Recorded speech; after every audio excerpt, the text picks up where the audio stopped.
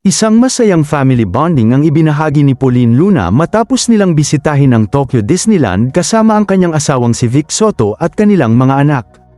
Agad na umani ng positibong reaksyon mula sa netizens ang kanilang mga larawan at video na puno ng masasayang alaala. Sa kanyang social media post, inamin ni Pauline na hindi lamang ang kanilang mga anak ang nahuhumaling sa mga theme park, kundi pati silang mag-asawa. "We love theme parks. Our kids are absolutely obsessed. But honestly, we love them just as much because they bring out the child in us too," ani Pauline. Ibinahagi rin niya kung gaano sila nagpasalamat dahil naging maganda ang panahon sa araw ng kanilang pagbisita at hindi rin sila gaanong nahirapan sa mahabang pila sa mga rides, dahilan upang mas lalo nilang ma-enjoy ang buong araw sa Disneyland.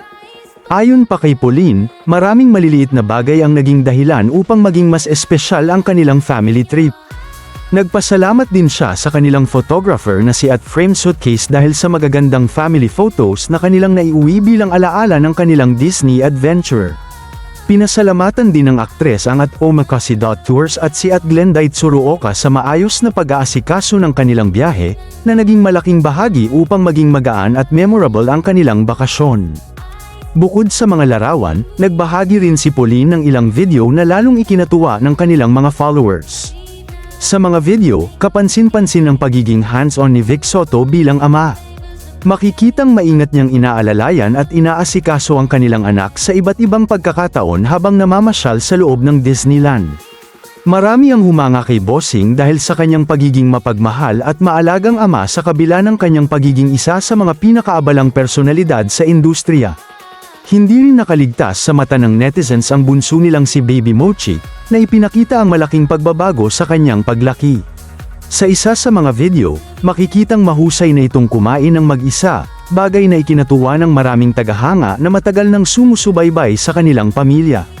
Marami ang nagkomento na napakabilis lumaki ni Mochi at kitang-kita ang kanyang pagiging independent sa murang edad.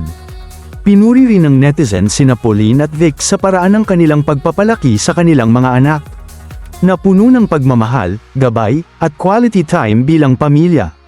Patuloy namang hinahangaan ng publiko ang pamilya nina Vic Soto at Pauline Luna dahil sa kanilang simpleng pamumuhay sa kabila ng kanilang kasikatan.